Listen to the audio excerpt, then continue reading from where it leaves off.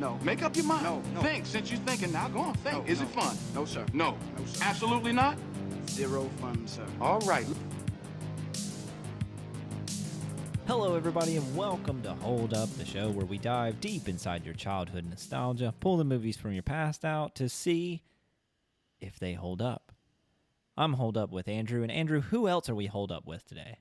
John Jingleheimer Smith. Welcome back, John Jingleheimer Smith, also known as Kyle. It's Schmidt. It's Jingleheimer Schmidt. Yeah. No. This is a different Jingleheimer person. Schmidt. It's a different person altogether. No one would write a jingle about you. Huh? Describe this person. He's American. He's not German. So, Okay. You haven't told me much about them. there's not much to know about him. He's from the Midwest. He's boring. He works at like an Amazon warehouse and is overweight and has horrible dieting issues. And there's not much to talk about, Kyle. That's just who he is. Spends his weekends grilling. Yeah. Not Is well or he very seasoned. satisfied with his lot in life right now? He's just stagnant, but like he's so used to the stagnation that, yeah, I guess he's satisfied. And he tells people when he goes to church on Sunday he's feeling blessed. But he doesn't go to church every Sunday. It's like once every 2 months. Right. And is this what kind of church are we talking about here? Methodist, United Methodist. Methodist. Yeah. Okay. Things Area. better than Baptist. That's what I got to say. Well, speaking of Heartland, we went to the Heartland of America in Virginia, and we saw Remember the Titans, continuing our football season love here. Andrew, you remember the Titans, don't you? Oh, yeah. Yeah. I'm not talking about the group from Nashville that makes everybody forget every You mean Sunday. the Oilers? Yeah. Yeah. I don't give a fuck about them. I'm kidding. I actually, I don't have any disdain towards that organization. But yeah, I remember this. They are my organization. I have a lot of disdain for them right now. Hey, I think they're actually, They're on the path. They're on the path. I think they're on the right path, truthfully. But yes, about this movie. I do remember this movie. Yeah. I remember it. I think So all of us remember it well. One could so say you remember the Titans? one could say I remember those Titans. Before we Yeah. start remembering, though, Kyle, I want you to try again. I want you to tell us how you're feeling using football terms. Yes. Oh, so today it's like we're in the third quarter. The home team is down by at least 2 touchdowns and a 2-point conversion. So 16 points. 16 points, yeah. So, things aren't looking good. Defense is toppling over, but the home team has the ball, and they decided to try get up on the line of scrimmage and put the ball in play. And we tried a forward lateral, and it was immediately, like, the person who caught it was immediately run over by the biggest defensive lineman they had. And he severed a part of his spinal cord and it fumbled the ball. And then the away team has the ball and they take it all the way down. Touchdown, touchdown, touchdown. And that player that had his spinal cord severed, nobody really knew about it. They just let him stay on the field for a second. They didn't believe him. And now he's unconscious. Long story short, he dies. So that's the energy level right now. My favorite part of that was a forward lateral. Chase, how do you feel about that? Like it's impossible. Well, no, my favorite part of the story was the death, Kyle. So this is what it feels like when you're about to be a father? No, no, this is other things. The father stuff is exciting. That's gonna be great. Can't wait. But this is unrelated.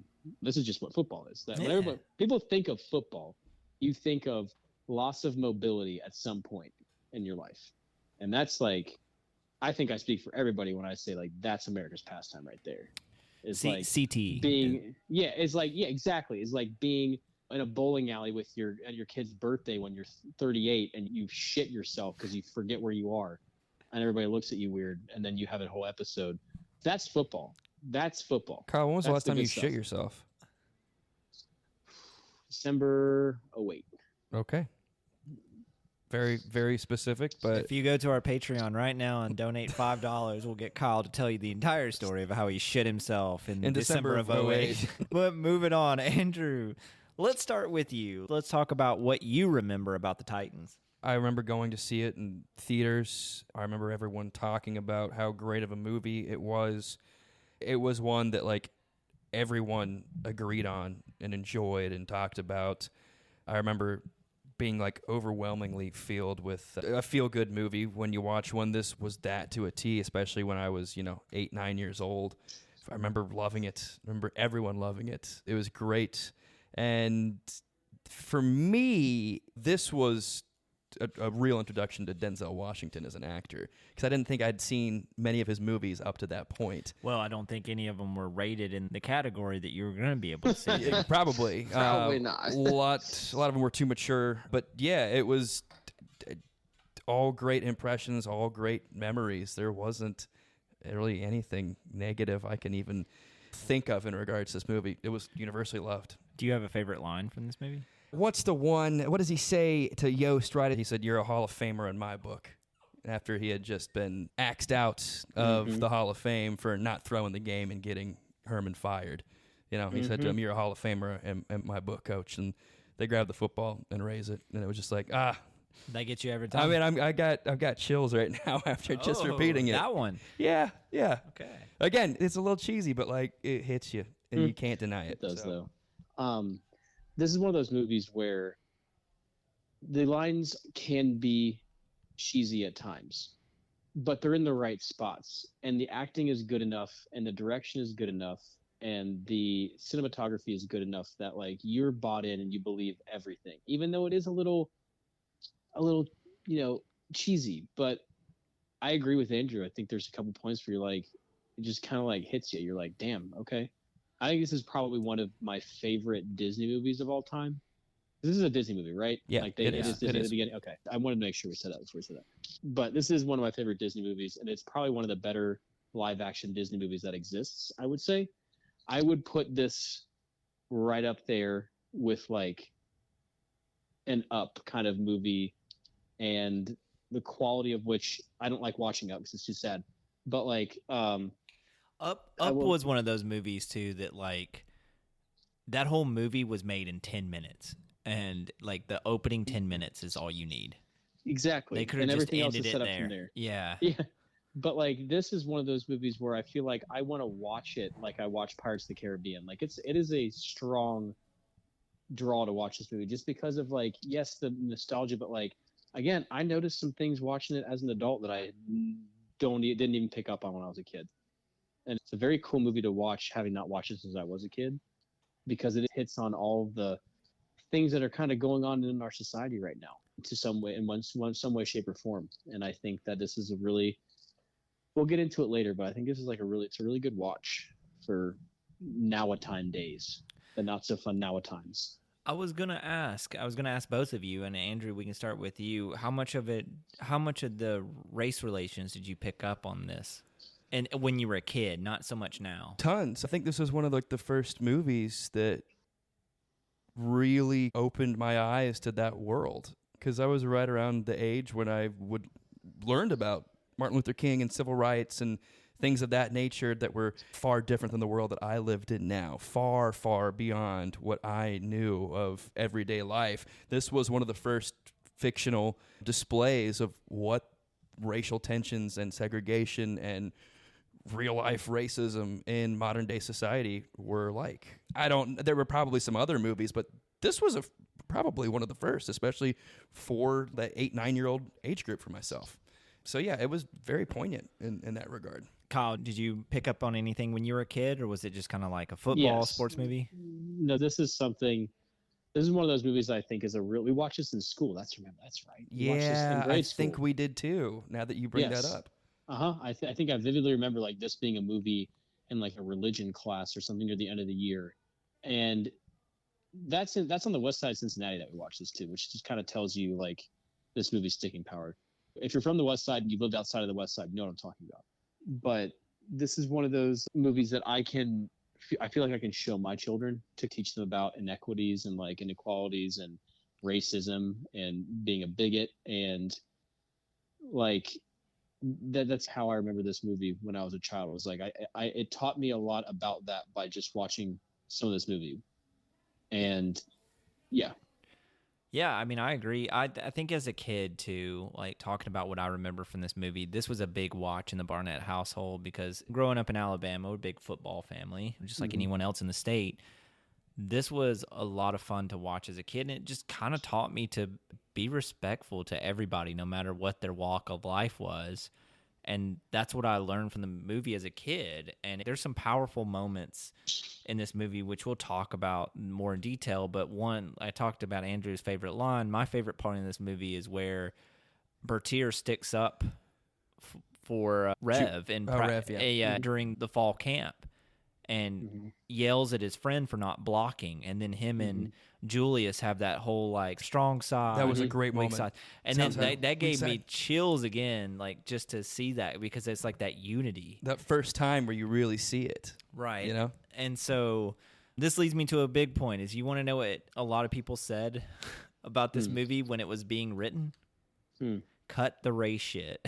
Of course they Yeah. did, No especially surprise. late 90s, early 2000s. Yeah. We don't need none of that. Just make it about football. That was a big thing, but it is funny because we did Armageddon, right? Armageddon is the reason that Remember the Titans got made. Interesting. Is it really? Yeah, Jerry Bruckheimer. And then what's his name? The guy who played Yost. Yep. What's with Will Patton? Yeah. Great actor. Honestly, I think he's a really solid actor. So the screenwriter, he wrote Ali. Okay. So he moved to Virginia and found that the town was more integrated than other cities he'd been to or other towns, and he was like, I wonder how this happened. And they told him, it was basically a football team that integrated the entire town, and he thought the story was super powerful. Obviously, we're not going to get super deep into this in the podcast. He made it into a movie. He wrote the screenplay to be a fictionalized movie. It's very fictionalized. Yeah, there's so much stuff wrong with it and like what really happened. We should get into some of that. Like, we should We will. absolutely talk about how this is so fictionalized, but And we'll, not to tear it apart, but just, to show you kind of the difference. But Yeah. we'll strike into that. He thought the story was so good. He wrote the screenplay and sent it off, and Jerry Bruckheimer liked it. He was like, hey, this movie needs to be made. We love it. And he went to Disney with it, and Disney was like, no, cut the race shit, all this other stuff. But Disney let him make Armageddon. And then Armageddon was so successful for Disney that Jerry Bruckheimer was like, hey, since I made you a successful movie, you got to make this one now. And Disney was like, we'll give you $20 million. So Armageddon was successful? In terms of how much money it made. It was a successful movie, y'all. It Don't was- forget that. Yeah, don't watch it, though. There's a way you can make money success, but you can't make big screen success. So they end up doing that, but Disney had some trade-offs. They didn't cut the race stuff, obviously, but they did trim it to a PG rating instead of rated R. The original script was rated Whoa. R, which I kind of want to see that cut. I bet that would have been more like Coach Carter-esque. Yeah. Another great movie, but A lot of slurs being Yeah. thrown around, but I think that makes it gritty. It makes it more real. When we get to the end, when we talk about if it holds up or not, I'm going to retouch on this.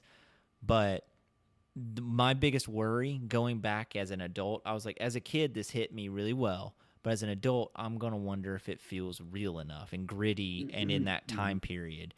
And I'll answer how I felt at the end, but to find out that there was an R-rated cut was interesting to yeah, me. I didn't know that, and I'd be, I'd be curious to see that, be able to see that, just to compare them. Right. But yeah, we want to dive into some numbers here, some Yeah, juicy I already numbers. gave you the guys the budget. Kyle, do you want to go ahead and guess what this movie made? Do you think it was successful, Kyle? No. I don't think so either. But go ahead, give me a I number. want to say I do think it was I'm successful. gonna guess. I'm gonna guess they like monetarily speaking. Yes, I think that it probably made generously. It cost 20. It cost 20 million to make, Yeah, or budget that's was- how much they gave him. Budget was 20 million. Actually, Okay. budget was 30 million. Okay, 30 cool. So million. he probably got other backers in there. Cool. So what I'm thinking, I'm gonna guess they made 58 million. So it grossed worldwide 137 million. So it did pretty darn well. Yeah. Good. It blew that budget out of the water and pretty much made it 3 times over. Remember it being very successful as a kid. So that 138 does not surprise me. I feel like that 137 million probably from then till now, I'm sure it's made even more, because think about how often this gets airplay on TV, how many people bought it on VHS or even DVD at that point. I don't know if DVD was a thing It at was. that point. We had it on DVD. Yeah, I feel like this is one of the more popular sports movies Yeah. ever made. So I think it was a resounding Why success. didn't we get the sequel, Remember the Titans 2, in space? And why were they in space, Jason? The planet became too segregated again, so they took Again. the team to space Was this so they could colonize in a. Those damn space people. Ugh. They didn't do any drilling in space, did they? Yeah, of No, they course. This is they also were an Armageddon fracking. sequel. They were fracking. Remember Armageddon, Oh, the God. space sequel. God. And what's his name? Patton. Patton was absolutely the lead in this one. Yeah, Disney, call me. We can write this. We can make it happen. Make millions upon millions, hundreds Yeah. of millions. I need a budget of like 45 million at least. I need a budget of 125 million. Yeah. No less than that. Sorry. This is going to be bigger than anything that's ever made. This could be you, Andrew, you and Kyle. This could be your calling card. This could get you right back into the acting field. Fuck, Kyle. Shit. What do we do? Kyle, you'll have to grow your hair out and become Sunshine. You gotta say yes. Say yes. Yes. I'm There it is. saying yes. Yes. Let's talk about some of the people in this movie. We talked about Denzel. Denzel was a big star at the time, and that's how they also cooped Disney into making this movie, is because they attached Denzel from the beginning. We also have to mention Ryan Gosling is in this movie. It was one of his. a young He was Ryan a young, Gosling. young boy. And he is an absolute liability at corner, which we'll talk about later. He's Yeah, he slow, was the worst. slow as fuck. He's probably one of the worst corners I've ever seen play at this point. Yeah, pretty close to it. I don't know of a Yeah. worse secondary than right now in football. Who would you say? Who would you compare him to? Kevin Thomas on Yeah, UK's I'd team, say so. one of the worst Probably. cornerbacks I've ever seen play. He was like a fourth stringer at Maryland, and we took him in the portal, and he absolutely blows. I'm sorry, Kevin, if you're listening to this. He's not. He's not. He's got his NIL money to worry about. He's a major liability, but no one gives a fuck about Kentucky football, so I just know that from my perspective. But back to big names. We got a young Hayden Panettiere, Kate Bosworth, obviously Will Patton, Gregory Allen Williams. He was the offensive line coach. He's in Righteous Gemstones. He's been a working actor for decades. He's, what's his name? He's Martin Amari in Righteous Gemstones. Kyle, if you remember, that's Gemstone's I do. right-hand Yes, man. yes. He has some sort of either he has a dialect that he plays into, but it is him. It is Gregory Allen Williams. Were there some other names that we're forgetting that are worth mentioning here? Ethan, what's his name? I can't remember his name. Ethan Plays the Hawke? No, he plays the big guy. Oh yeah, the guy that plays Lassick. Mhm. Oh yeah. He's lost a bunch of weight now. He's like very, very. Oh, very Donald healthy. Faison. Yeah, Donald Faison, Petey. Yeah, from Scrubs. Yeah. How can we forget about him? You know, he said the only reason he got this role is because he'd been working out all the time, and because he had no roles coming up, so he just worked out. He had nothing else to do, so he just wore a crop top to the rehearsal, and they were like, "Yeah, you're hired." LOL. You look like a football player. I mean, it Fucking works. stacked, bro. He was, yeah. It Oh yeah, does. Ethan Suplee is his name. Suplee. That's right. Yeah. Yes, Ethan Suplee. He's been in a bunch Yeah. of stuff, but yeah, he's not that size anymore. He looks ripped, actually. What do you He does. remember him from when you watched this movie as a kid? There's only one correct answer. I don't know. Boy Meets World. Was he in that? Yeah, he was the bully. Holy shit! Was he? He was. That's I didn't even realize that. I picked up on it instantly when I saw. I knew that he looked familiar. I could never place it, but damn, you are right. We That- should that's do. what it We should is. do a Boy Meets World episode one time. Should we? I think we should. Only if we can do it naked. I mean, we're naked now. You're right.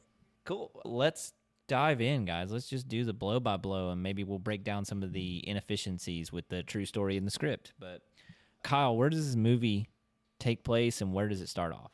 It takes place clearly in the South. It's Wait, we're do we in- consider Virginia the South? Yes, there are. do you- yes, do- yes. Is Here's it the like deal. Missouri to you? Because I feel like Missouri is that weird little area of the country too. So there are parts of Virginia that are absolutely the South, like western part of Virginia, southern Virginia.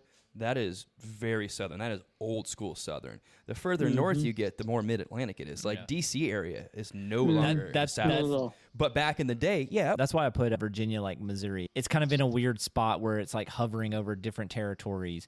Although I do say that the history of Virginia is very southern. oh yeah. So I mean, the Civil War literally ended in that state, and that was one of the Confederate states. Like, yeah, historically speaking, it is. But the further north you get, and especially today, it's not even close to the South. Northern Virginia is mid-Atlantic, almost like northeast at this point.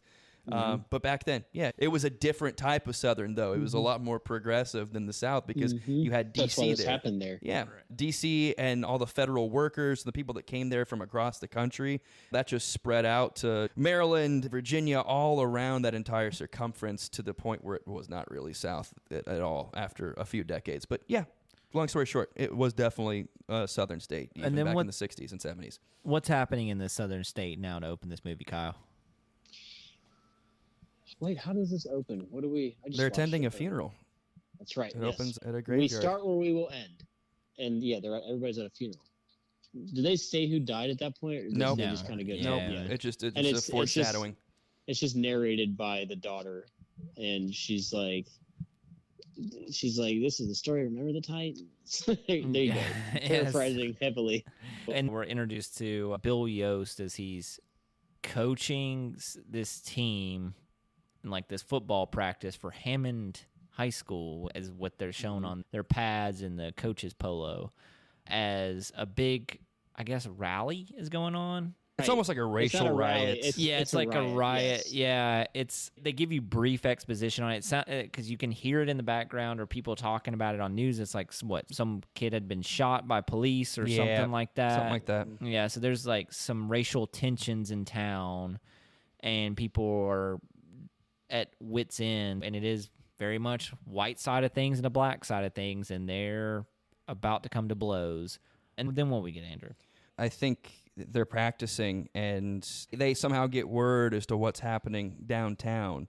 This is Jerry Bertier, Ray, and a few others, and they get in that truck, and they get out of Dodge. They quickly leave practice because they're going to go down there, and they're going to riot and protest for whatever reason. I think they said somebody's breaking into the old Craig's store or something like that. Some guy's store is getting broken into. They're ready to defend.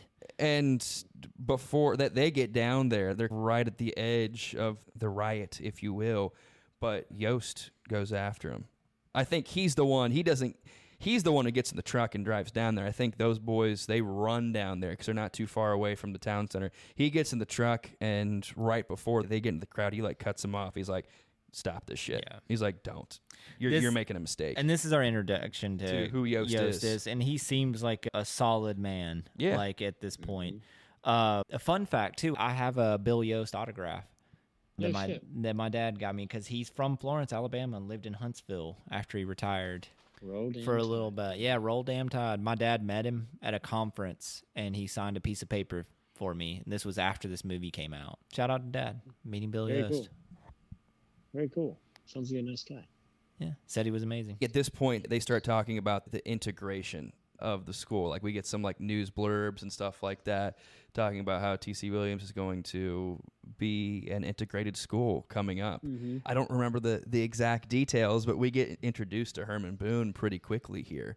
Because he's being filled in on a job that he's getting. Yes. While Bill Yost is being informed of the job he will be not getting.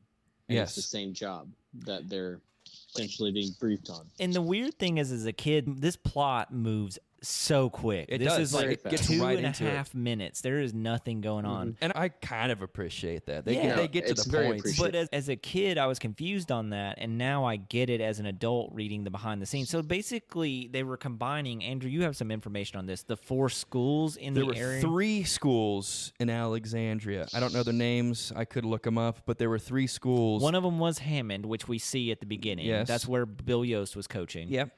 There was T.C. Williams, I'm pretty sure, and then there was the other one, and they all 3 combined to make the new T.C. Williams. So it's pretty much a mega school, like mega high school.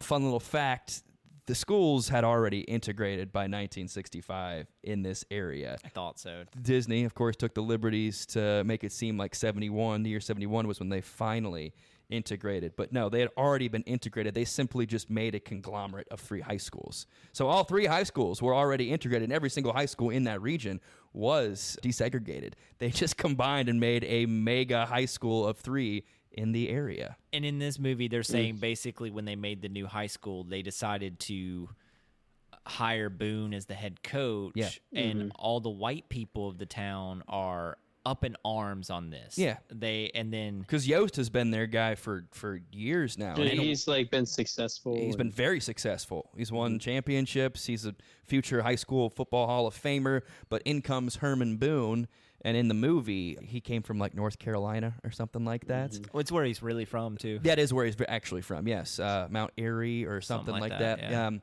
But it's this outsider who's black who's going to lead the charge of the football team for their newly integrated, desegregated high school, and all the white folks are like, "No, I'm not doing that." Yeah. And like no, some of hell the no. players are like revolting, and I'm not going to play for this coach. yeah, and what's his name? Herman Boone pays Yost a visit at his home, and he was like, "If you want to be my defensive coordinator, I'll have you." And Yost was like, "I think I'll walk. I'm going to do my own thing, Yeah. but best of luck." Yeah, in this first like 10 to 15 minute span, this is all that happens, but you can feel that they do a good job of the tension in the town, and you get glimpses of people being very angry at this choice. And it seems like there's a one scene where the school board head goes to tell Bill Yost. He visits him at his home. And he's telling him basically that Boone is going to be the new head coach of T.C. Williams. It's the board's choice. There's nothing I can do. Right. We love you, but So it's out of my hands. There's a powerful line in this scene that it just still sticks with me. It's nothing but a throwaway line in it. But he says basically, we got to give them something. God help us all, and that still really hit me. You know, I think it hit me harder now as an adult than it did when I was a kid. I don't know. It's just like you feel bad for giving another person equality, and to even throw God into this, who created all people, right? If we're going the religious route, it's like, you know, it just feels like it really kind of stuck with me a little bit. Interesting. I mean, not everyone was progressive at that point. Yeah, You know what I mean? I totally it makes sense. This line makes sense. I think it's just a really good line because it really establishes how everyone in the town feels, and it kind of sucks in the other way around because he wasn't hired to be a good head coach, which he was. He was hired to try to resolve the situation we had at the beginning, where there was race tension over this shooting. They never say. It was some sort of racial situation, and so akin to the 1960s, early 70s. And to smooth it over, they just hire a black coach, which is it's pretty aggressive for an area that's just getting, quote, integrated by movie standards. So, yeah, you're going to have some uproar. You're going to have some backlash because those whites back then, they didn't want to change. They didn't want to play. And we'll talk more about that here in a second. But Coach Yost's players, the white players, they threatened to hold out and not even go for the team this year, which I think is what inspired Yost to say, hey, I'm going to swallow my pride and I'm going to stick around to keep these boys in line, to keep things even keel so we still have a football team worth fighting for and cheering for. The reason he joins Boone is to make sure that the kids have a future. Yeah, because he doesn't want them throwing their future away over some petty squabble. And he even talked at the beginning. He said something to the effect of I care about my players like they're my sons, and it goes way beyond the football field. Which any good football coach, it is far more than just the game. It's about seeing these people off past the football field later on in their life, making sure they're set up for success. Being the good coach that he is, he stays true to his guns and decides, like I said, to swallow his pride and stick around. And how he introduces himself to that team. They're in this gymnasium, and we get a very famous line for all the kids that grew up in the 90s, early 2000s, where Donald Faison is there. All the black players who are trying out for this team are excited, and they're all dancing and celebrating. And the music in this movie is so phenomenal. Good. It's really good. It has one of the best soundtracks in any movie I've ever seen. It hits. So good. It hits on every level. Perfect. This one, Anchorman, has a great soundtrack. There are a couple that have wonderful sound. This is right up there. Honestly, a lot of Tarantino movies have great soundtracks. Yeah, that's true. But this one hits for the era. It hits for the feelings. It's kind of like that Guardians of the Galaxy soundtrack. 100%. It just matches everything so perfectly. And all the music's so good, you lose yourself in it. And you start singing to the music, and then the way that they match each song, like James Taylor in it, It just fits the moment. So they're kind of singing some of these songs and having a good time. And Coach Boone walks in, a la Nick Saban style, no happiness at all. He sets the tone right away. And Donald Faison has his hand up because he's like gonna like. He was doing the Black Power thing. Oh yeah. He has his fist up in the air, and he goes, "What are you doing? Put your hand down." Why are you smiling? He's like, "Football's fun." He's Football's like, fun, huh? You think football's fun? I think he's. Oh, you think? Oh, football's fun. You think? You think that, or you know that? What do you think? You still think football's fun? No. Yes, sir. Yes, sir. Yes, sir. You think football's fun? Yes, sir. He's like, no. It's almost like a military thing he's doing with him. It's 100% mind military. game. Mind game. He pretty much gets him to like walk back what he said about football being fun. At the end, he's like, "No, football is not fun." Not fun. What? Not fun, sir. Thank you, sir. And then he basically says, "We're gonna see how much fun we're gonna have in camp," and that sets the tone. And then all of a sudden, his meeting is interrupted. Wait, I want to touch upon this. Wasn't Latzik the only white guy in there? He runs in late, and he's like, "Just moved here from a naval town. Someone said football, so I came running." And he's the only white guy there, and they're just staring a hole through him. But he's not phased at all. He doesn't give a shit. He just wants like, to be there, wants to be part of something. Yeah. I think he starts singing he doesn't start singing with them right away, but later on down the line. But he fits in to an extent. He's still kind of the oddball out, but like it's no problem to him. He's where he wants to be. Yeah. And then Chase, what happens next? So then Coach Yost and his players, the white players, enter the room, and then they do a really good job the way that they enter. You can hear the music kind of swelling a little bit, and then you can just feel the tension between everybody. I thought that was a really well-designed scene where there's not a whole lot of dialogue.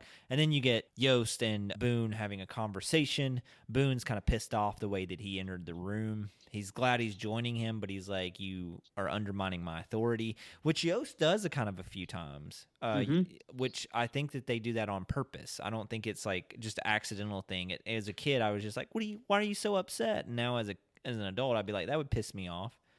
If it was my if somebody team. else just contradicted you like that in your team and your assistant nonetheless. Right. Yeah. So he does that a couple of times, but they finally get everything in order and they're getting ready to go to camp. And where are they going to camp, Andrew? Gettysburg College. Did that happen? They actually took a trip to Gettysburg, yes. They didn't have their camp there. They didn't stay at Gettysburg College. They didn't run through the forest, and we'll get to that in a second, but they did take a trip there. So that is a real thing. They're doing their entire fall camp at Gettysburg College, which, yeah, come on. I know. The trip is fine. Like, it's really not that far, though, from where they live. It's like an hour and 20 minutes away. You're not going to send your entire your camp out to Gettysburg College. No, you're going to have your camp there in Alexandria. Yeah, it's a little you can't afford that. Like, that's because they were staying up at the college in the dorms and for like what, 3 weeks? Yeah, it seemed like forever. Like it's a quarter of the movie is the camp. But Herman Boone really sets the tone, right? He set the tone from when he walked into the gymnasium, but at the beginning of camp, before they get in that bus, he has interactions with Gary and Ray, because Gary comes up to him. What does he say to him? We got our people on defense. We don't need none of your people. Like, Something we're like all that. set. And he's like, my people. And then he's like, hey, everybody. He's like, what's your name again? Jerry Lewis and Dean Martin? Is that what it was? And he's like, no, it's Gary. No, I could have sworn you said it was Jerry Lewis. And you must be Dean Martin. And you must be Dean Martin. Y'all got all the jokes here. And he's like, hey, everyone, we got Jerry Lewis and Dean Martin here. Why don't we give them a round of applause? And he starts clapping, and like everyone's... And the tension's there because like you still have the segregation. Yeah, and he's like, Jerry, where are your parents, Jerry? And he points at him. He's like, oh, look at them. They look to be so proud of you. It's his mom. It's his mom. He's waving. He's like, hello, Miss Lewis. Or I don't even know if he says Gertier at that point, but he's embarrassing the shit out of him. Then he pulls him close, and he pretty much gets him to say, he asks him, like, who's your daddy? Who's your fucking daddy? And he gets Gary Gertier to say, you're my daddy. You're my daddy. That's right, coach. Now get your ass on the bus. He says, you have your brothers on the football team, and you have your daddy. You know who your daddy is, don't you? And like, oh. Yeah. What a badass. Yeah, and he's like, Dean, fix that tie, son. Yep. And he makes everyone get in the bus. He's like, also, you got to mingle on that bus. You sit he pulls together everybody. black and he white. pulls everybody off the bus and Yeah. puts them all together, Mixes them basically. up. Yeah. And Chocolate milk. Which didn't actually happen. no, it didn't. We might as well go through as we go through and just say what didn't happen. Yeah. But yeah, they go up to Gettysburg College and they have themselves a fall camp. And you see right away how big of a hard ass Herman Boone is. Like, he is in your face. He's going to tear you down to build you up. He's an old school motherfucker. So that actually works, though. That's Especially the in whole thing football. About this, that, like, Yeah. Exactly. I mean, It's such an aggressive sport. Nick Saban made a career out of it. Like, Yeah. he made the Dolphins left tackle cry one time. Yeah, I believe it. Wait, really? Yeah, there's a video of Nick Saban right before he left the Dolphins. He yelled at a big-ass 300-pound left tackle so much that he cried and left practice. Damn. A grown man in the NFL? Yeah, grown man in the NFL.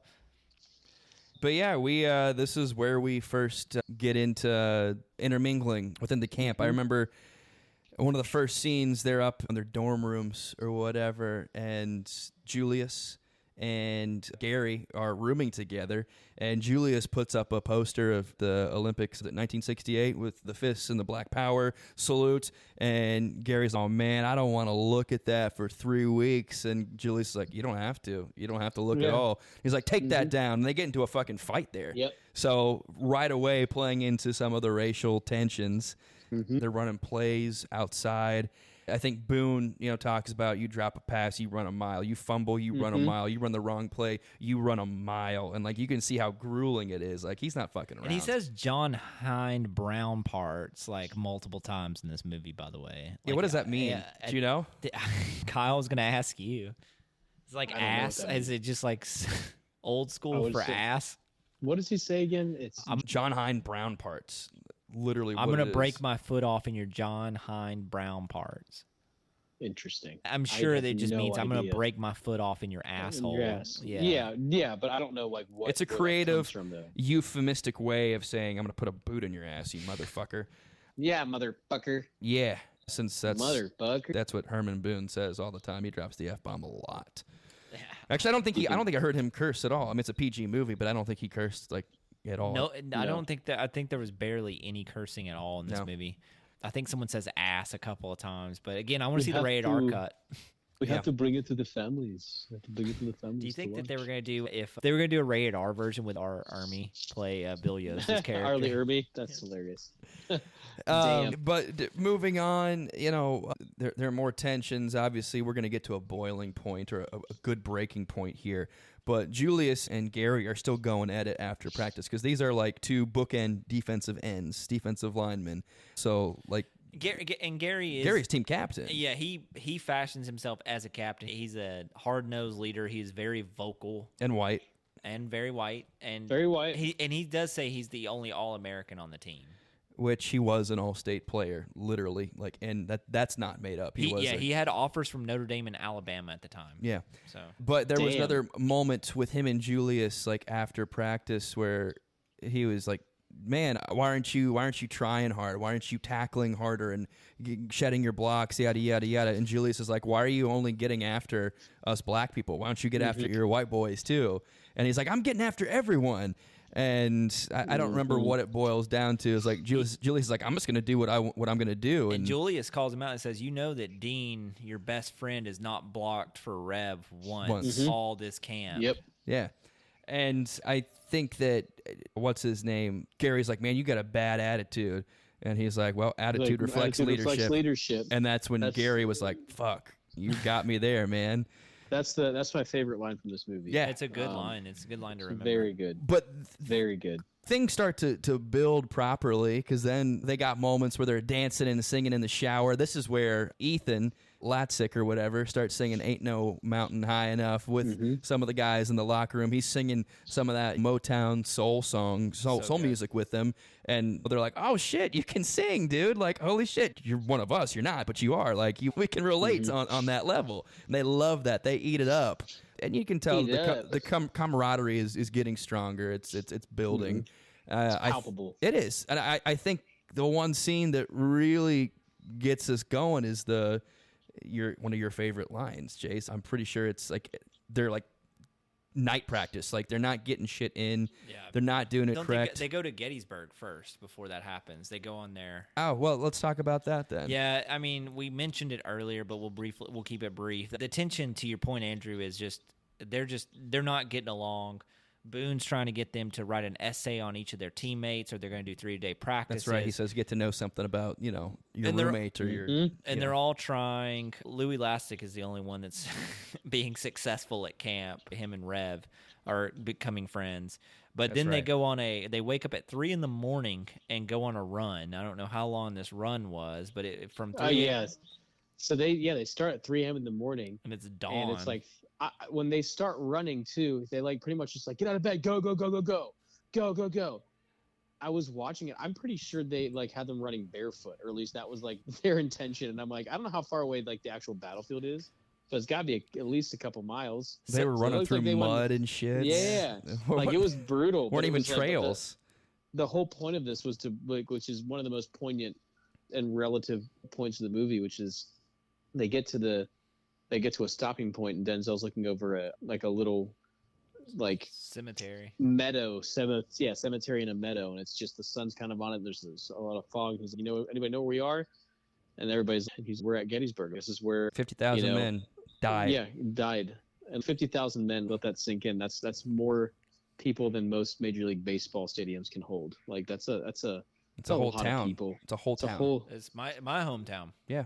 Yeah, that's like it's so like, and he was like, "This is where I fought my brother. I killed my brother with malice in my heart. This is what tore us up before." And it can like, it's pretty much him saying like, you can let this be destructive, or we can use this to grow and see what we could really be. And that was always such a cool part. I thought was like, what a cool way to kind of drive that point home, which is the essence of the movie.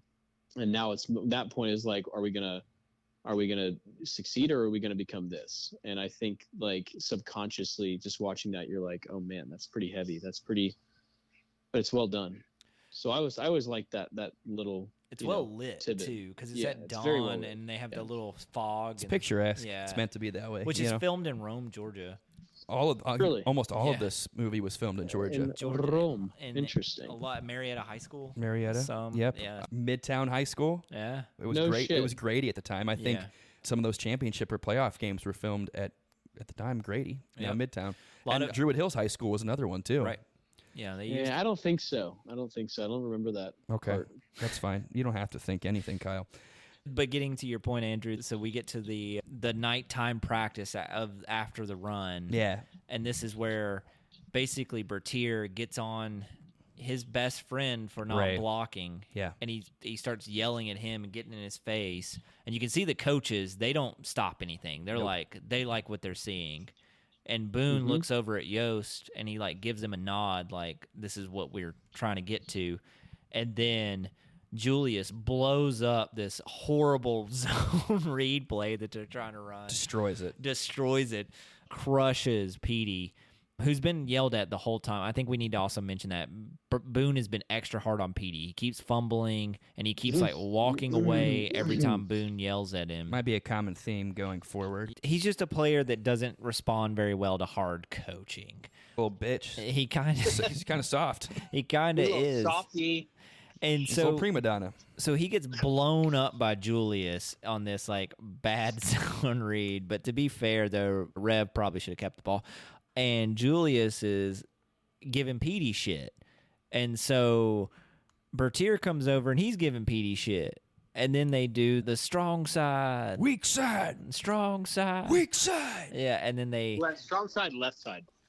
Yeah, strong side, left side. Is it left side? Okay, yeah. well, it is strong side, weak side in terms of like actual opposites. But and then they go nuts together, and all of a sudden it cuts, and now they're all on the football field during the day, and they're singing "Spilt Wine." Yep. And this is where Sunshine comes in. Right. Like the team, they're showing you the team. They're bonding now. Bertier and Julius they're friends now. Yeah. They're like, most of the team seems to be pretty amicable. Like they like each other. There's a few outcasts like Ray. Ray's going to be a problem. Dick. Ray's a little he's such a prick. Yeah. And so they're there, they're dancing and singing together and getting ready for practice, and then who shows up, This Andrew? long-haired surfer hippie boy from California. He's from a military family. They had kind of His lived. dad's like a colonel. in Yeah, the something like army or that. something. Yeah. But they show up, and it's Ronnie Bass is his name, and he's like, "You got a spot for my son? He's a good quarterback." And Herman's like, "Well, we got ourselves a good quarterback, Rev." You can try to go take him down the road to another school, and could use his services. And Bertier called him a fruitcake. Yeah, because he's got Look at that long blonde fruitcake. hair. He looked like a fruitcake. Let's be real, he did. Kidding. But at that point, Bertier's walking away. He's probably at least like 50 yards away from him, maybe more. And Sunshine, or Ronnie Bass, takes a ball and throws it and hits him in the back of the head from 50-plus yards away. And With that no hip action, too. It no was hip- all he- arm. It was all arm. He just flicks it, and it spirals and whacks him point blank in the back of the head. And honestly, Boone and Yost were impressed with his form, and they're like, "Okay, well, We can find a spot we for can find your a boy. spot for your boy." One condition. What was that condition? Had to cut his hair. That's right. That's right. And he cuts it almost immediately. We fast forward to the shower scene. His hair is cut. People are dancing and singing around. And then They're calling him Sunshine Sunshine. because of his hair. And he's like, "All right, I can dig that." And they're like, "You don't have any problems with it?" He's like, "No, I like it. Call me what you want. I'm And then he goes Sunshine." and makes out with Bertier. He goes and like gets Bertier's They called him a attention. So he needed to gain control. He needed to alpha the situation. So he was like, "Yeah, bet." He smacked him. He kissed him right on the lips, pulled him in close, and Bertier was like, "Man, what the?" And then another fight breaks out. Yeah. But everyone's laughing at Bertier when he's like, "You kissed me." And then they're at the lunch table, and Petey's like, "Man, you're not that, are you?" What do you mean, Petey? "Yeah, what do you mean, Petey?" He's like, "Like, I don't judge, but like you're not." If you don't judge, why does it matter? And he's like, he starts fucking with Petey too, Yeah. and Petey starts screaming. And then this kind of wraps up. That's camp. pretty much camp. Yeah, camp wraps up, and Ends they on show a high note. and they're singing. What are they singing when they come back? They're all singing on the bus as they're coming back, as their parents are picking them up from camp. Are they singing "Ain't No Mountain High Enough"? I feel like I hear that song No, like 3 na, na, times. na, na. That's right. Na na na na. Yeah. na. Hey, hey, hey. And then like they show up, and then one of the Ryan Gosling's character, Alan, his dad, he's like, it looks like they've been brainwashed. And they all get off the bus, and they're like hugging each other and going and seeing their parents. And then, this is a chance where we see Yost. He introduces his daughter to the Boone family, and they have a daughter named Nikki who they insult each other. So Yeah. we're right. So it was a good. That's so weird. So it gets us right back to where we started, and the first day of school, and it is a madhouse. It is. This is the first day of integrated school, so people are picketing and protesting, and there's cameras everywhere, and it's not a riot, but like like you said, Chase, it's a madhouse. It's just like people are getting ready to riot. Yeah, and here comes this team that's unified and have 3 weeks or 4 weeks together of camaraderie and other things, and they walk back into this hellfire racial craziness. I remember, is this when Gary tries to introduce Julius to his girlfriend Emma? He did, yeah. And Emma would not shake Julius's hand, and she like scoffs at Gary and walks away. Like, "You're changing."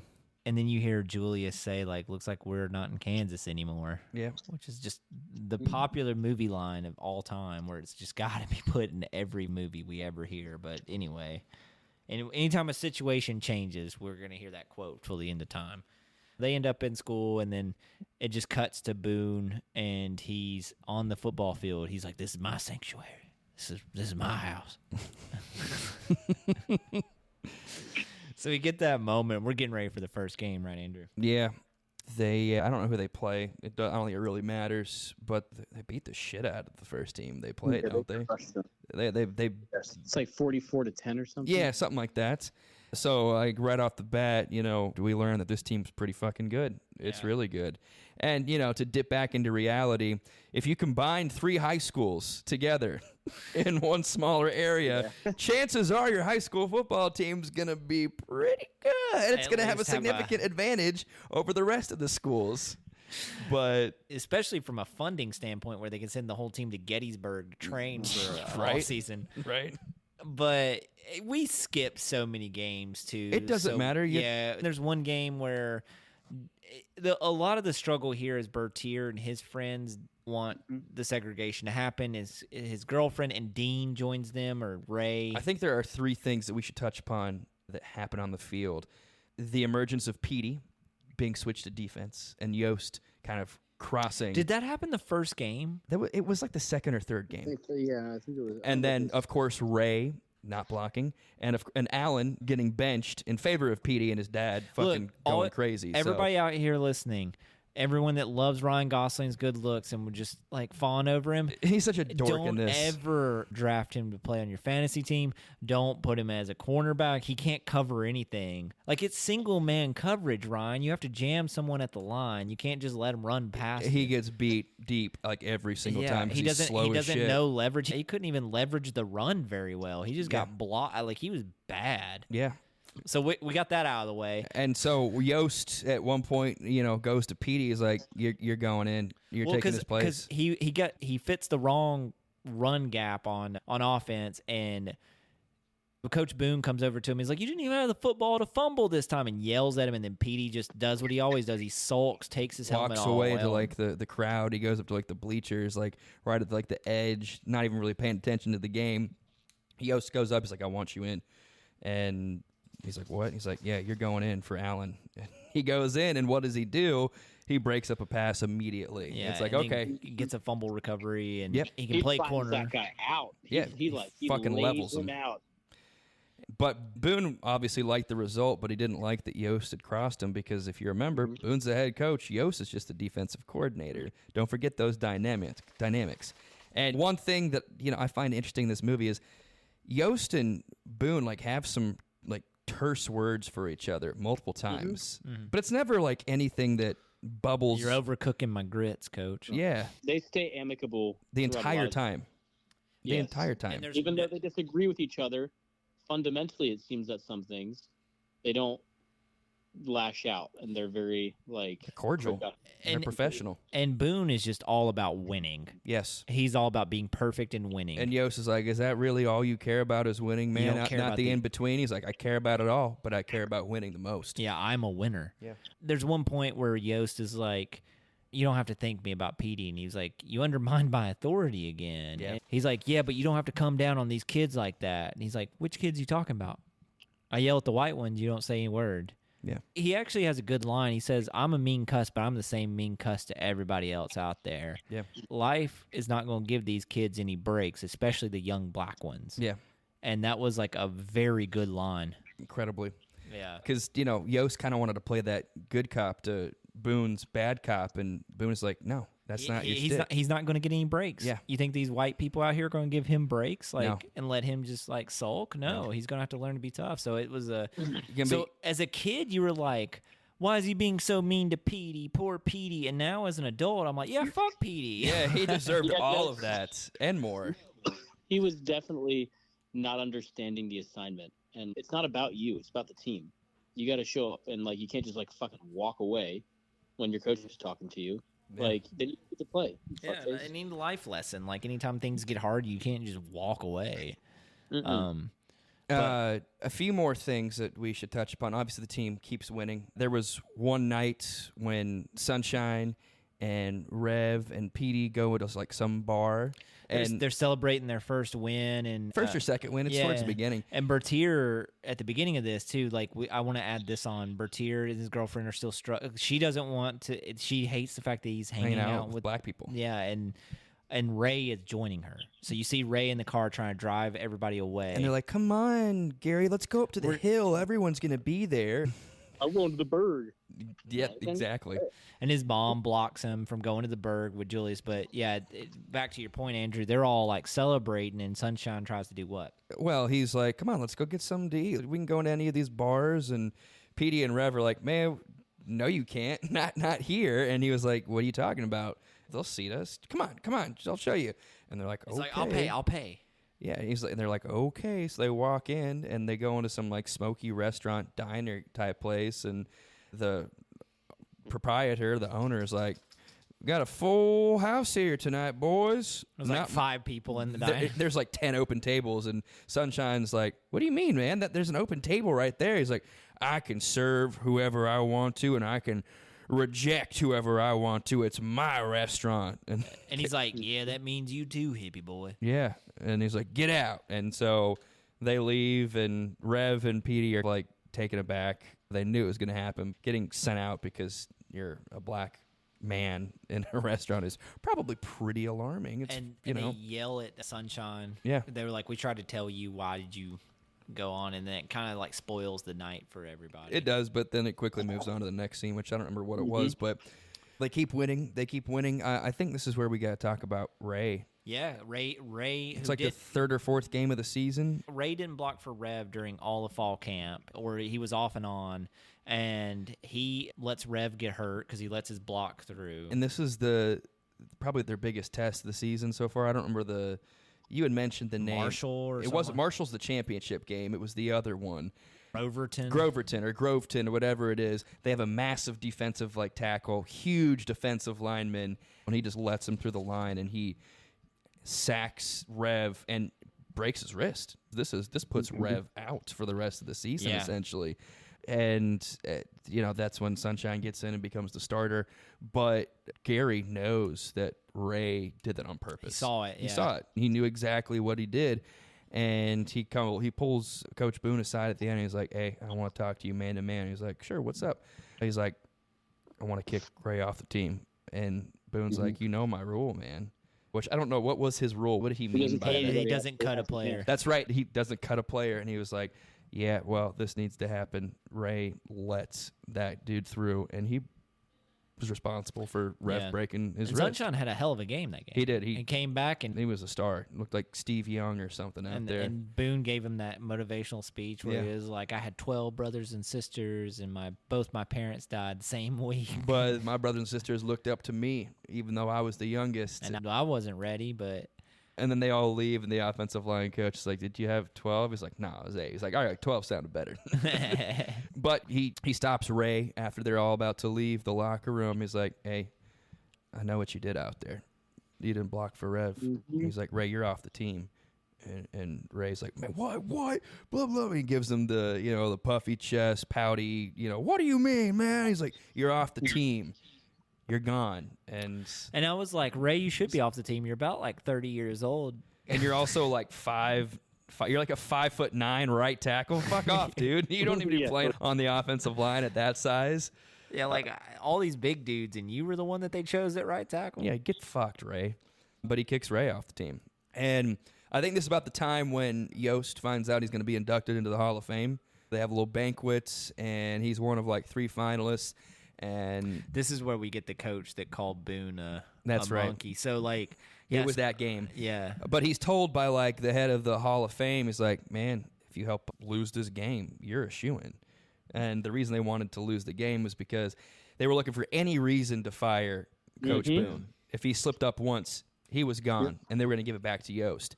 But Yost, being the good man that he is, and they were in playoff mode. They too. were so the loss mattered. Yeah, they made an adjustment in this game. I don't remember what it was, but Yost's defense essentially won the game. I'm pretty sure. But he also go ahead. Remember, he had that conversation with the refs though. He pulled one of the refs aside. That's right. They were throwing the game. They were. That's what it was. He was like, "I know what you're doing, and if you're gonna throw this game, I will make sure that the press hears about it, and I don't care if I go down with them. You're coming with me." And he was like, the ref was like, "Bet, cool, no, I don't know what you're talking about."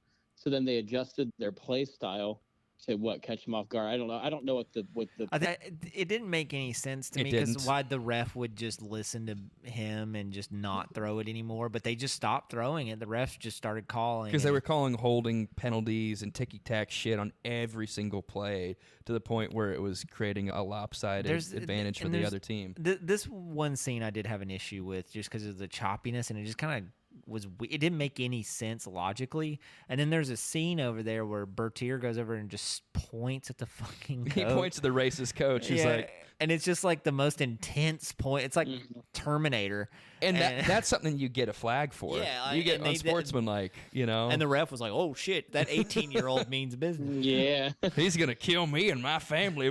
Better watch out. It was really funny. I like audibly laughed. Yeah, I thought it was kind of awkward. Yeah, I don't think it needed to be there. But they ended up murdering that team. They were they flipped the script in the second half and they beat the shit out of them. It wasn't like 44-10, but it was something like that. And you saw Yost. Yost becomes Boone for a second. He's like, I don't want them to get another yard. If they cross the line of scrimmage, I'll pull all your asses out. Yep. Don't let them complete a pass, I think is what he said. Yeah, don't let them gain a yard. Yeah, which is pretty high standard to set. But hey, if it works, go for it. Yeah. But they win. The Hall of Fame board guy comes to Yost afterwards like, well, you missed it by a few votes. That was it. It was like, okay, go fuck yourself. They basically told him, like, you just cost yourself the Hall of Fame. That's what it was, yeah. And then Herman goes to shake the racist coach's hand. He refuses. And he says, oh, coach. And he reaches into his pocket and pulls out a banana and tosses it to him. Yeah. It was great. Yeah. And then he kind of looks at him. He's like, respect. Yeah. Kinda like walks away. I like the troll, man. Good job. Yeah. And then we're getting on to the championship game, right? They're not gonna go to the championship game, but Bertier, they're all celebrating. Yeah, they had just won like the regional or whatever, and everyone is super excited because they're one more game away from a state title, and the town's lit up. I think in the previous scene, like Boone's getting home, and daughter's like, I got your projector out on the counter. He's like, no, we're not working tonight. We're celebrating. He walks in, but he starts hearing people cheering. He walks out to his front porch. His neighbors, people, White and black. White and black are all just cheering and congratulating because the entire town's super happy, When teams win, when success is had in sports, it brings everyone together, and this is exactly what's happening. When sport goes good, people happy. Exactly, Kyle. Sport go good. It's true, though. It is. But then we fast forward to, like, the town center. Gary's driving along, and he had a nice car. Kyle, did you catch what kind of car that was? I don't remember. It was some convertible. Camaro. Was it a Camaro? Yeah. He even says Camaro. He does. You're right.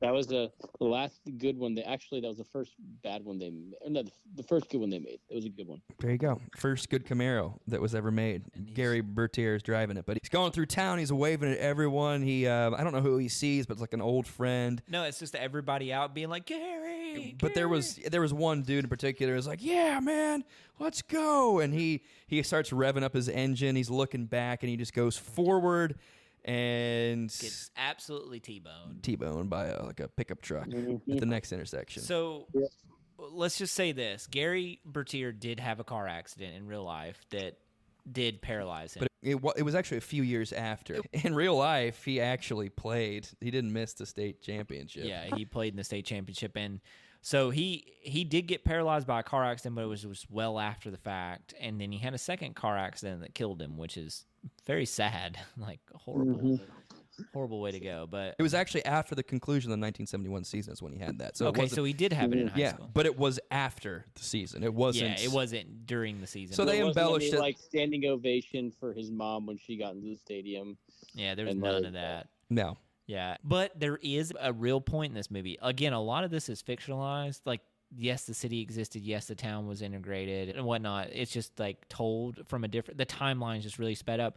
There's actually one line in here that's real, and it's coming up at the hospital scene where Julius shows up to meet his mom, and Julius is crying, and she's like, tears won't make my boy walk again. That was actually said by Bertier's mom to Julius.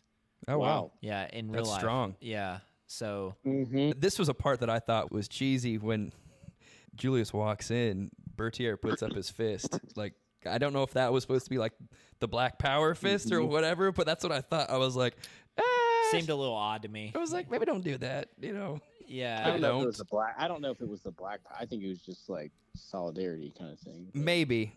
Well, they connected it earlier to the Olympics. Also, he keeps calling him Superman. We should make that because he's like at the beginning when he put the poster up, he was like, well, you better use your X-ray vision and look behind it, Superman, because it ain't coming down. And so he ended up calling him Superman the rest of the way as a nickname, which I find funny. But anyway, Bertier's not going to be there. He's paralyzed. And so they have to go win the championship for him. And they're going up against Ed Henry. And they talk about Ed Henry multiple times in this movie about being just an incredible coach. Was he an incredible coach? I don't know. This is Marshall. Yeah, this is a state championship game, and they get to the game, and, the team's a little frazzled without Bertier, but Ed Henry, he has a surprise for him, Andrew. What's the surprise? What is the surprise? He goes completely shotgun formation. That's right. Yeah, he's going like West Coast offense. Yeah. They're kind of airing it out, too. Yeah, they're kind of airing it out, and No wishbone, no triple option. Allen's getting his ass beat. Yeah. Petey comes up before the state championship, by the way, says, Coach, I want to play for you again, because he walked off on Yost one night. Yeah, and Yost's like, all right, you're done for the year. Yeah, you're done. But that's where the whole thing with him comes from, is like, why are you doing this? I know you're young, but like, Soft. you all been through so much. And that's what he learned from Boone, is he's like, okay, I get what Boone's talking about. And we briefly glossed over that, but Petey basically quits on him again, so Yost is like, okay, you're done. And then he puts Allen in, and then now Allen's starting again. Petey comes up and goes, I want to play for you. And he's like, well, you can play for me next year, but tonight I need to see you be a better teammate. So treating him the way you should. So Petey's on the bench, and we put Ryan Gosling back in, find out there he is as a liability. Can't cover anything. Just god-awful. Ryan, I hope you're listening to this podcast, because you were a god-awful cornerback. Just absolutely a great driver, terrible cornerback. Great driver. Yeah, and basically caught them off guard. Yeah, and it worked. They put Petey back in. That speed kind of negated some of the shit they wanted. Like, Allen's like, hey, I didn't ride the bench to watch us lose the state championship, because Allen's like, Petey's better than me. He needs to go in. And he's like, well, you tell him. You go. It's your spot. You go give it to him. And he did. And Petey like freaked out, gave him a hug, and the rest was history. 7-0 at halftime. And Coach Boone is like changing his ways a little bit. He's like, look, no matter how this game finishes out, we're in a dogfight, but we're going to walk out with our heads held high. And they're like, no, Coach, you taught us that we got to be perfect and we got to win and all this other stuff. And then Bill Yost is like, can you help me out on defense? Ed Henry's kicking my ass. Yeah, he pretty much becomes a little cuck for a second. He's like, I'll give you the coaching responsibilities, Mr. Boone. Show me how it's done, Daddy. And then Coach Boone, all he does is put his quarterback in at corner. Yeah. Rev. Sunshine. Was it Sunshine? Yeah, because he's like, Sunshine, you're going to be playing both ways tonight. And he puts him at corner, and he just moves people. But Rev's in there, too. He puts Rev in at the final formation. Because the Ed Henry was like, I thought he had a broken wrist. No, that was the final play of the game that Rev scored final play of the That's game. what it was. It was a reverse, yeah. Okay, well, we just ruined it for you, guys. Spoiler alert, but the Rev scores the final touchdown. Yeah, they switch things up. They get a field goal, I think, so make it 7-3, correct? Yeah. And then Marshall has the ball with just like a minute and a half left. Who forces the fumble? There's a fumble in there. Was it Petey? Was it? No, it wasn't Petey. I think it was one of the white boys. I thought it was Julius. I think it was Julius. Yeah, he catches him from behind, pops it out. Yeah, which the slowest, like, that guy that was running. Oh, God. He was like their punter. Yeah. It looked like a Scooby-Doo run. Like, yeah, it was just like, and dude. Julius running after him. And Julius is a big dude. Yeah. Big, fast dude. But he runs after him, and he catches up with him and pops it free, gets the fumble, so they get a turnover, and then they go one play, 75 yards. There was some bad clock management here. Herman Boone lets the clock get down to 14 seconds or 17 seconds after they recovered with like a minute and 20 to go. Yeah. I was like, dude, call a timeout. It's like, what are you doing? Yeah, what are you doing? Which is weird because the clock should stop anyway. After It should. It should. So it was bad time management on both sides, but anyway, they score one play on a reverse, to their quarterback with a broken wrist. I thought it was kind of anticlimactic. Very much. Anticlimactic, excuse me. For all the buildup, you could have made this a little bit more dramatic. It should have been a goal line stand. I think they should have came back, taken the lead, and then had a goal line stand with Julius. Yeah, getting the stuff at the goal line. Yeah, kind of like Little Giants. Yeah, Little Giants had a better ending to their football game. It was more dramatic. Yeah, the music swelled properly. Like in this one, it just kind of happened so fast. It just happened. And then we get your favorite part. I mean, you knew the thing is like you knew it was going to happen. Like the buildup of everything, you knew that they weren't going to just fall flat. There was just no way. Yeah, it's a bit predictable like that, but it is. But yeah, in a bad way. They're celebrating. People are crying. People are dancing.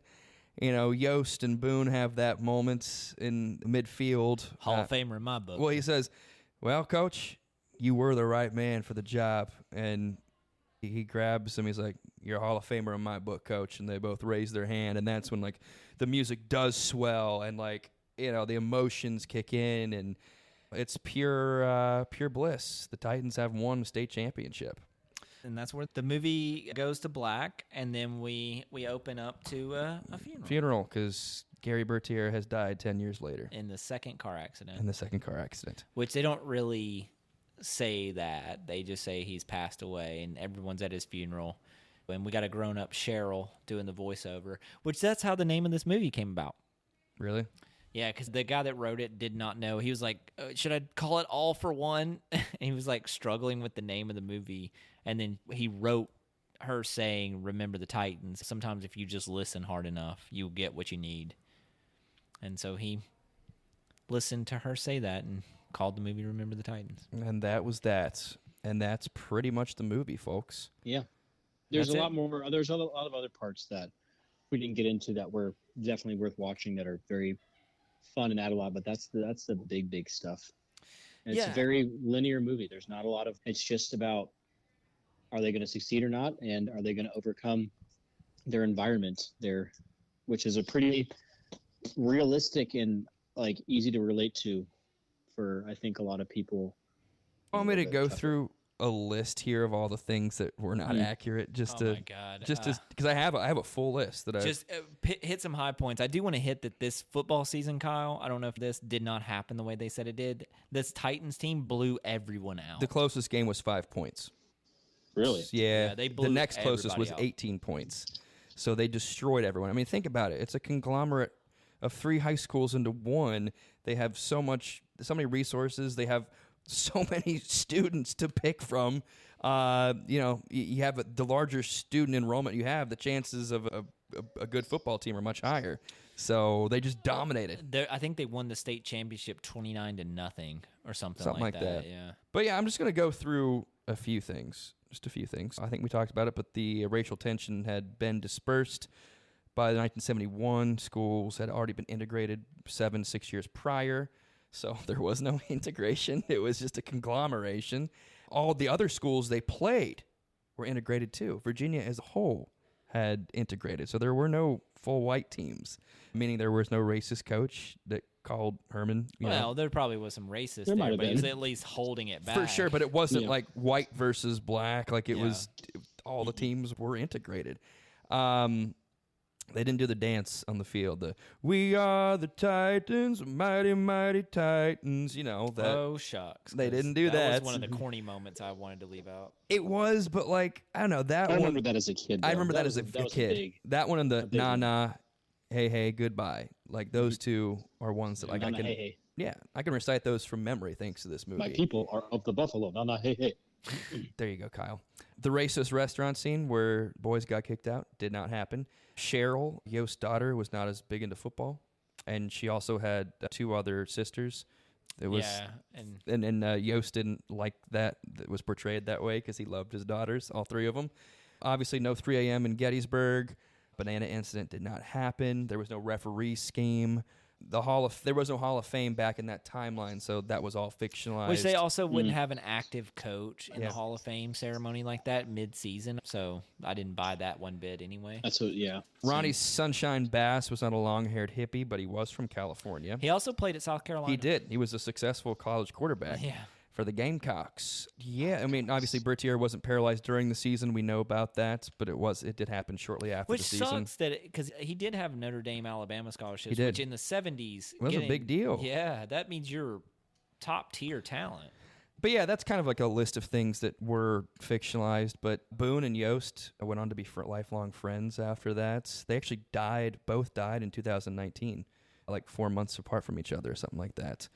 Cute. We talked about some of the embellishments, but like, I don't think it takes away from the movie. Obviously, a fictionalized movie is going to not stay true to the history that happened, but it doesn't ruin, it doesn't take away from the microcosm that is that movie's. We also talked about it from a standpoint of the writer went in knowing he was going to fictionalize it because he produced the movie or pitched the movie as it was, and no one went for it. So he obviously made a movie out of it. So at this point, when the writer comes out and says, hey, this is kind of inspired by true events, which is the difference of saying based on true events versus inspired by.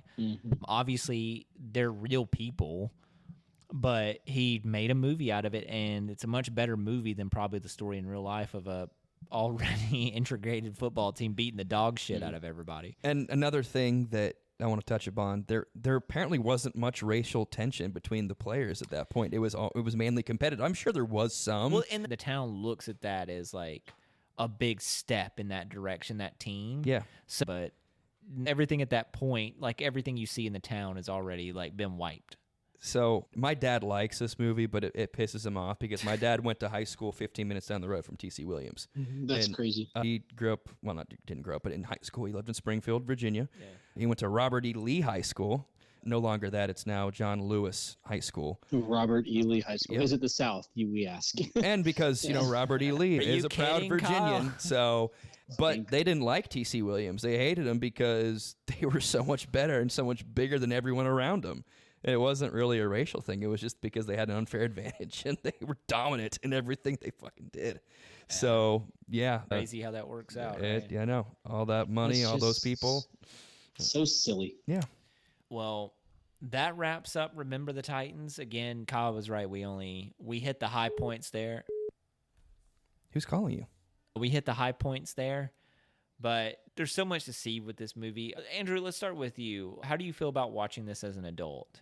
It's a great sports movie. Some of it's obviously a little whitewashed and a little cliched.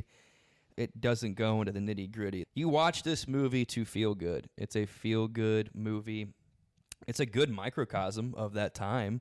Again, a little whitewashed. It doesn't dive deep, but it's a good, easy watch. And I wouldn't say easy because it definitely rattles with your emotions on a number of levels. Some cutthroat lines in this movie Yeah. that bring you into that reality real fast. It's not as elementary as you would think. It doesn't mess around with some of the lines and some of the situations.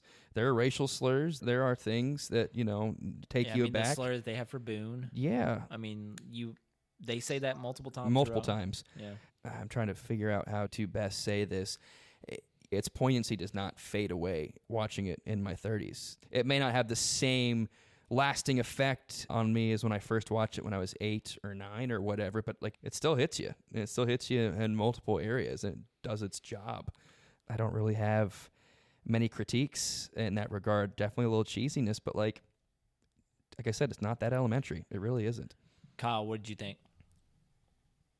This is definitely one of the better movies that we've watched, even though all the stuff that we're talking about that didn't really actually happen like that. It didn't actually, wasn't actually as maybe dynamic during the actual telling of the story we heard. However, it's written well.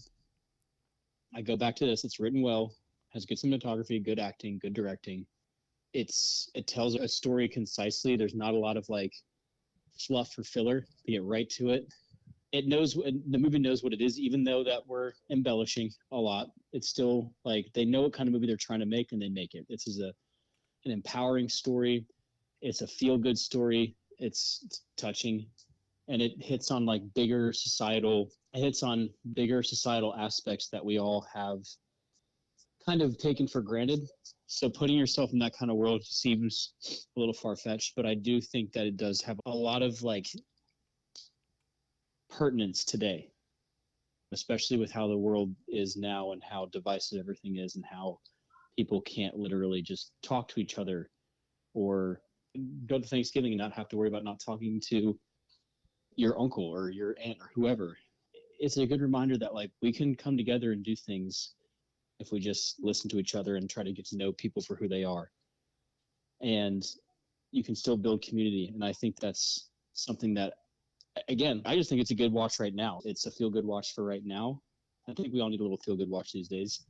And also, I would say it's a good watch with children that can understand. I don't know what age that would be where you can you start to understand what Probably the age when we came 8, 9, out. 10. Yeah, when Yeah, 8, 9, 10. Honestly, I Like think it's the second, third perfect grade, time for it. fourth grade. Yeah. we caught this movie at the perfect time for our development.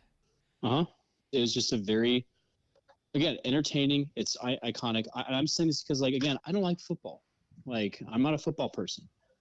I think it's tedious and boring. But I think this movie is a very good bridging the gap to people that maybe don't like that kind of stuff. You don't have to be a football fan to like this movie. It's very relatable.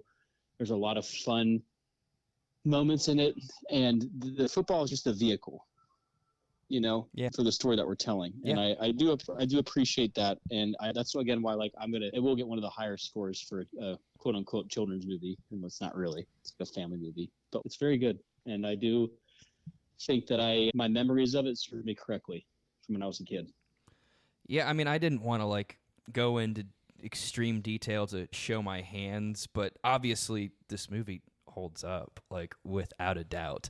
What you were saying, Kyle, about how this movie demonstrates community and loving your brother as a neighbor is perfect for this time. And, it sounds cheesy and it sounds cliche to put differences aside and look for the common good in all, but we could all use that. We could all abide by that. And just watching something that maybe doesn't necessarily rankle your intelligence so deeply that you need to write a dissertation. That's not what this is about, but like, it hits home. It makes you feel something powerful and good and whole.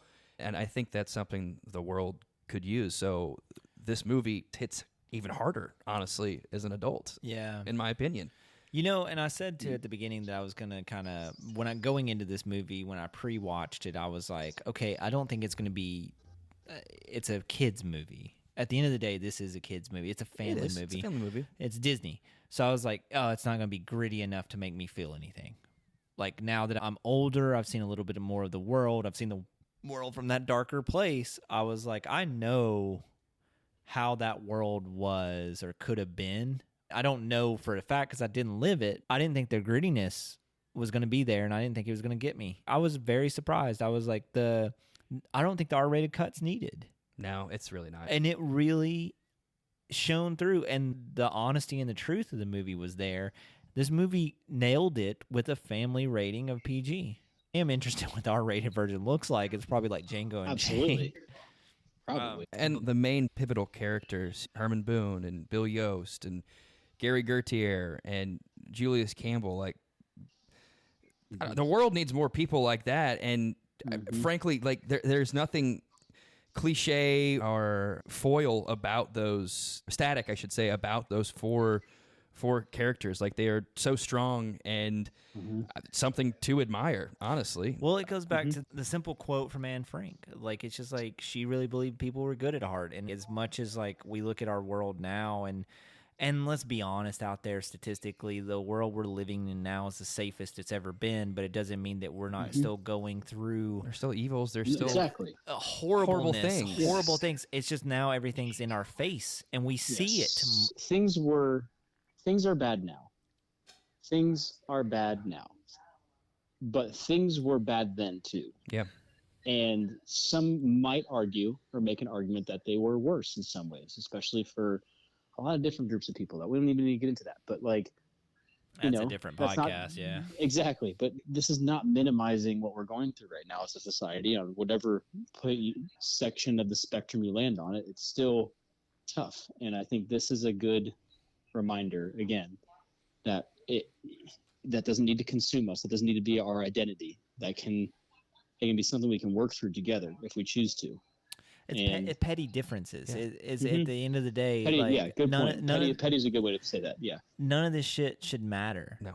And it does, and it still does to this day. And I think that's why this movie holds up, in my opinion, because you can show a kid this day, and he can go to school, or she can go to school, and find a situation that they just saw in this movie still in the year 2025, which is horse shit. But it's the way it works. Things have come a long way. Things have regressed too in some ways, but and we're not going to go into a political podcast. That's not what we're here for. But at the end of the day, this holds up because it is a segment of history that we cannot forget because we can't go back. Yeah. And one other thing, and this is somewhat superficial compared to what we've been talking about, but one of the reasons that I love sports is because it brings people together. The community. It really does. Yeah. Think about it. Like, how many other instances are you going to have 80,000 people together? Correct. Yes, sports doesn't necessarily mean much in the grand scheme of things, but it brings people together. It unifies people, and I think that is something that, again, it sounds cliche, but it's a beautiful thing when everyone can be behind one another, in rhythm, in sync, and you don't get that at all times in everyday life. Where with sports, Well, think about how sports also piss us off. Think about me and Kyle this year with Of the course. Braves and the Reds. yeah, Like highs and lows, but the highs are the mostly absolute lows. the highs are the absolute best, man. They are. Lows are the absolute worst. But the unity is real.